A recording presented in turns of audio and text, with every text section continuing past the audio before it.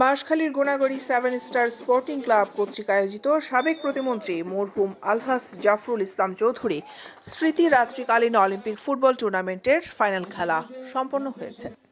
শুক্রবার 31 জানুয়ারি আনুমানিক রাত 10টায় উপজেলার পশ্চিম গোনাগড়ি লাবুর দোকান সংলগ্ন মাঠে উপজেলা বিএনপি পরিষদের সাবেক চেয়ারম্যান আলহাজ শাহজাহান চৌধুরীর সভাপতিত্বে অনুষ্ঠিত ফাইনাল খেলায় প্রধান অতিথি হিসেবে উপস্থিত ছিলেন চট্টগ্রাম দক্ষিণ বিএনপির সাবেক সিনিয়র সদস্য জহিরুল ইসলাম চৌধুরী। উদ্বোধক ছিলেন বাঁশখালী উপজেলা যুবদলের আহ্বায়ক আবু আহমেদ। বিশেষ অতিথি ছিলেন উপজেলা বিএনপির সাবেক সিনিয়র সম্পাদক নজরুল ইসলাম চৌধুরী। অনুষ্ঠিত ফাইনাল খেলায় অংশগ্রহণ করে মাহমুদুল ইসলাম চৌধুরী পরিষদ ফুটবল একাদশ বনাম পশ্চিম গোনাগড়ি জুনিয়র ফুটবল একাদশ।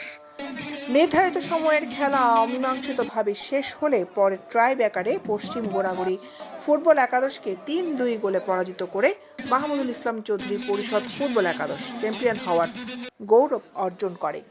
ফাইনাল খেলায় ম্যান অব দ্য ম্যাচ সেরা গোলদাতা নির্বাচিত হয় Mahin, man of the tournament নির্বাচিত হয় পিয়াল। দৈনিক বাজার